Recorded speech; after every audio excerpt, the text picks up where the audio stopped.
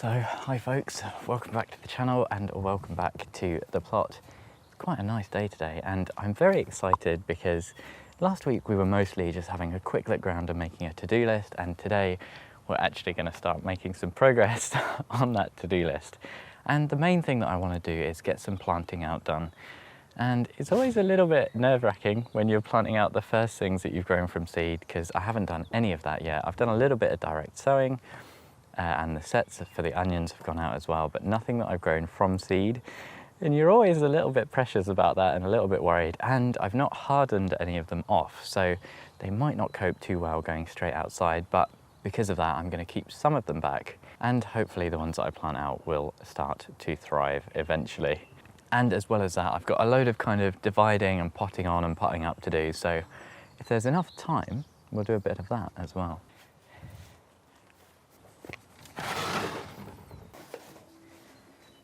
So hopefully you saw last week's episode and you're well aware of how chaotic it is in the greenhouse at the moment. But we've got a few trays, this is one and we've got another one as well, that have some red barren red onions, and that's what I think I'm going to start on. These ones are looking okay. I sowed these kind of March time, and a lot of people start their onions way earlier in January because they're really frost hardy. So maybe I should have done that. And also, I've seen a lot of comments, people saying that they really struggle with red onions in particular, and they're a bit more tricky to grow. And I didn't know that when I sowed them, so hopefully we'll just plant them out, stick them in the ground and see how they go, shall we? So that one's our first tray, and this one is our second. I planted these ones about 3 weeks earlier than those, but there's not too much of a discernible difference really. So I think they're both going to be okay to go out into the ground. So I've been thinking a little bit about how best to pop these out. And I think what I'm going to do is just match the spacing of the Centurion onions that I've got in here. These ones are the Sturon and they're a little bit close together, I think. So I'm just going to dip out the holes, and then we won't have quite enough space for all of the seedlings, but I'll pick the best ones, and then the stragglers I'll stick somewhere else. Whenever I've got stragglers, I don't like to bin them, so I'm sure I'll find somewhere they can go. You know what? I might get the line out. Keep it neat.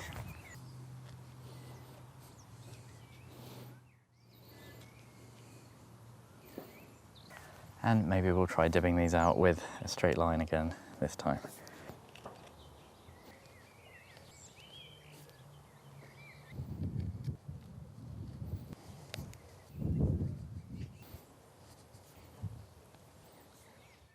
And there we have our straight lines. Of course, it's not really necessary.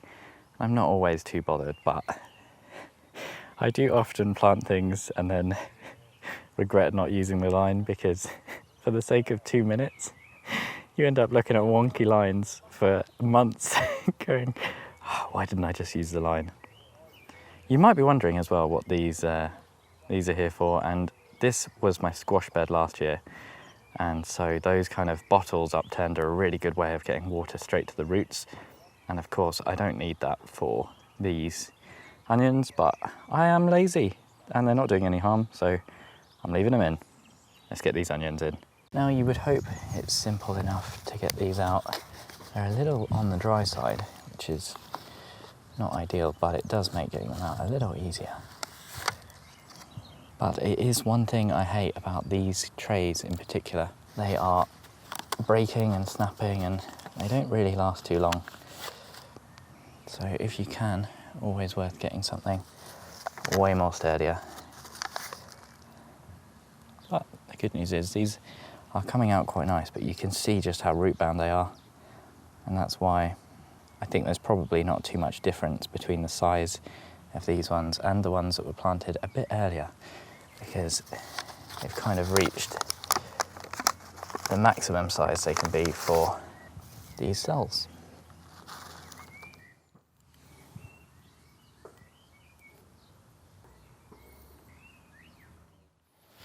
So there we go, all of our cells out. I'm just going to pick the best ones, stick them in the ground. If I had some bloodfish and bone up here, I would kind of mix that into the soil, maybe dig that into the hole, because this has only had a little top dressing of compost. But I've left the blood fish and bone at home, so they'll just have to make do with what's in the soil already.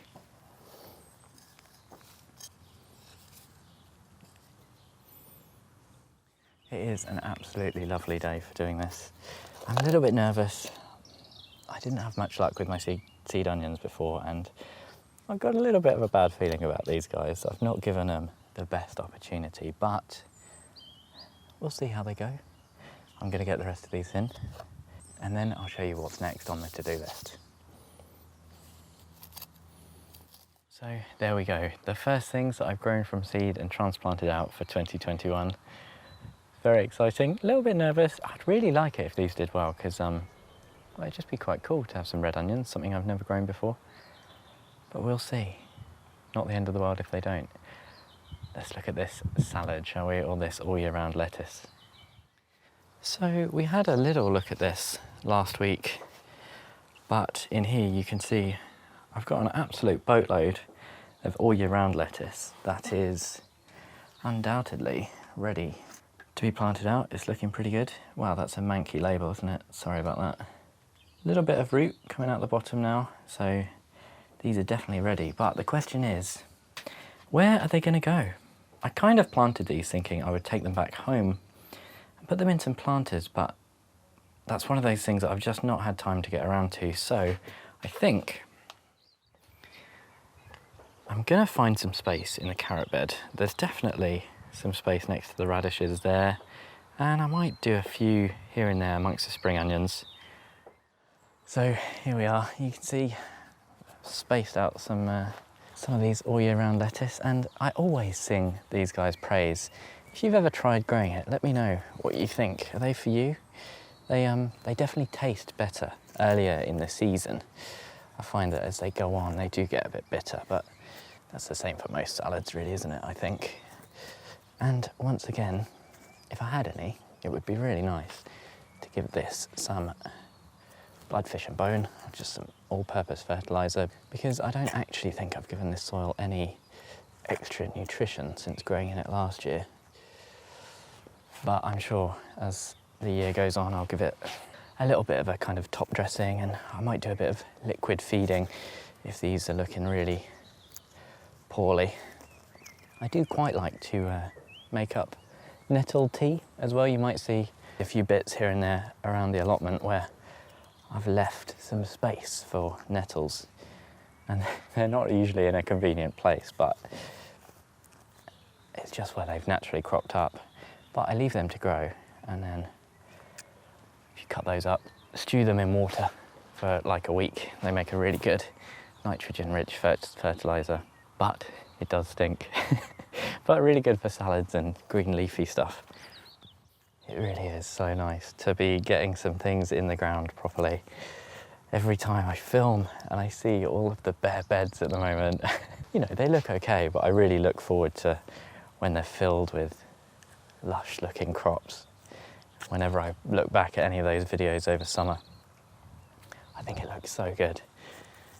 So there we go, they're in. I'm going to get those out of the pots, and what I'm going to do with these pots is pot up all of the little baby ones of these, because I have actually done some successional sowing, which is really nice, and I think I should probably think about successionally sowing a few more of these, though I do need to get on and make something at home, but it'll be okay.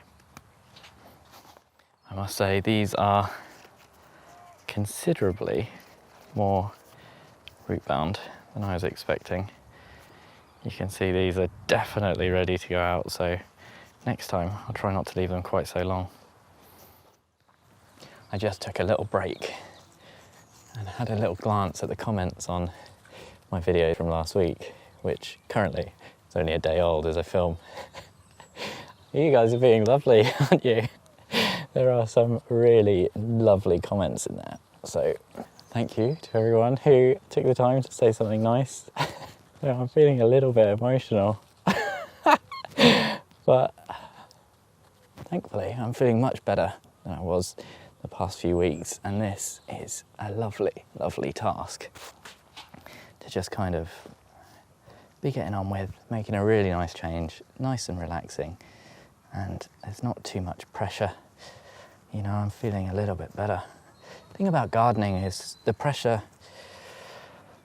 you know, it comes from having those seeds that you care about and those plants that you care about, and you want to kind of do right by them. I do anyway. I hate the idea of letting all my seeds kind of just die off after putting so much effort into, you know, growing them and getting them to where they are. But it is really important to remember that if you lose some seeds, if you lose a crop, it doesn't bloody matter. It makes no difference in the grand scheme of things, you know. So if you're a bit like me and you start getting flustered, just remember that you're only putting the pressure on yourself, and you don't need to.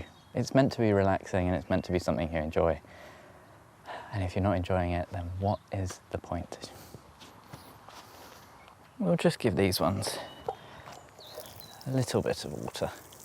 They're not too bad. The onions were really dry, so I gave them a good drenching. These just need a little bit to help settle in.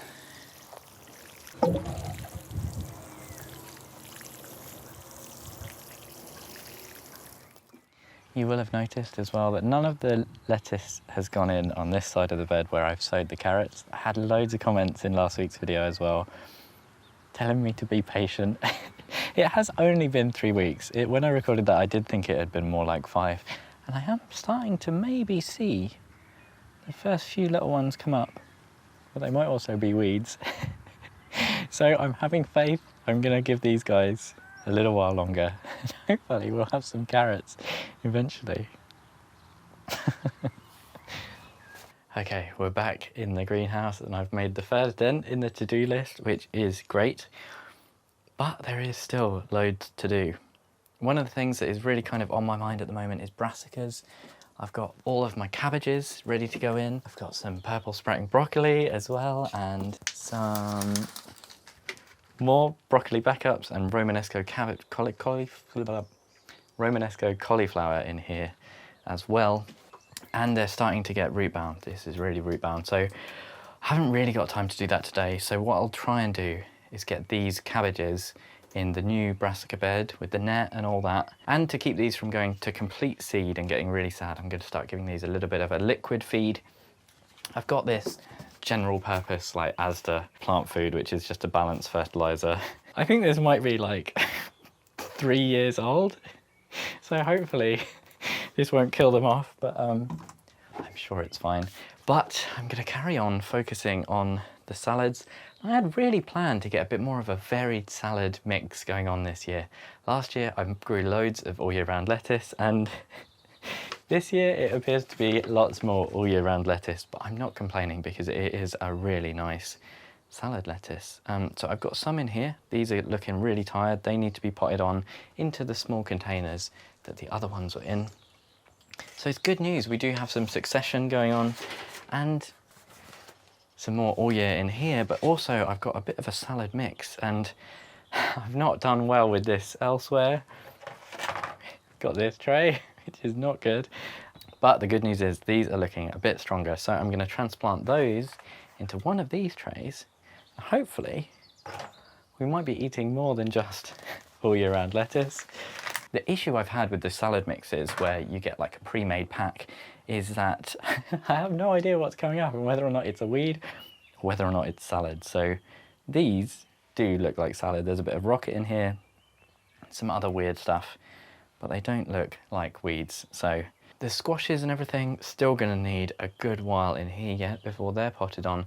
But the other thing, the last thing on the to-do list for the next few days anyway, is getting these marigolds potted on. Marigolds obviously great for attracting pollinators, but they also attract slugs. So I'm going to pot those on, keep them in the greenhouse a little while longer, because the bigger they get, the more resistant they are to those slug attacks. A bit like my peppers, which are doing fine now. But the issue with having all the peppers in here is I've kind of lost my main potting table. So I'm going to get cracking with the salads, and I'll show you when they're done, because there's no room to film in here. So one issue with using these long green cells, I shan't be doing this again, is that you end up with a very funny shaped bit of root stock, you know, a bit of what am I trying to say? It's too hot in here. Trying to put this into one of these. A bit bloody awkward. So maybe don't use those.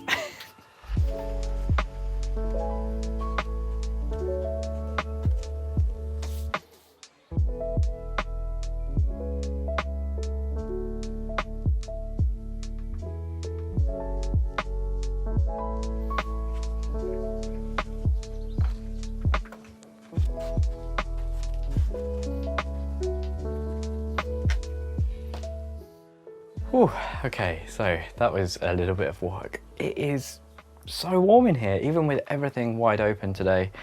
I'm feeling the heat. I'm starting to get really sleepy, but I'm super happy. We've got all our marigold potted up, probably more than I know what to do with, really, but if you remember my first sowing, I had absolutely no germination whatsoever.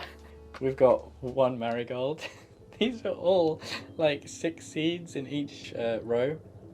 And here, which I thought was a marigold, is actually a tomato. So for the second sowing, I made damn sure that I was going to get some, and I've got loads. And as well, we've got the pot marigolds down here, which I'm really excited about. I think I prefer the idea of these flowers. I've never grown them, so we'll see how the pot marigold does. And we've got our salads successionally sown. So we're making a really good dent in the to-do list. Still loads to do, loads to be going on with this time of year. But I think we'll leave that for next week. For now, I'll just say thank you ever so much for watching, and thank you for all the lovely comments I had last week. I was really touched. It was really, really sweet, actually. But yeah, thank you ever so much for watching, and hopefully I'll see you again next time.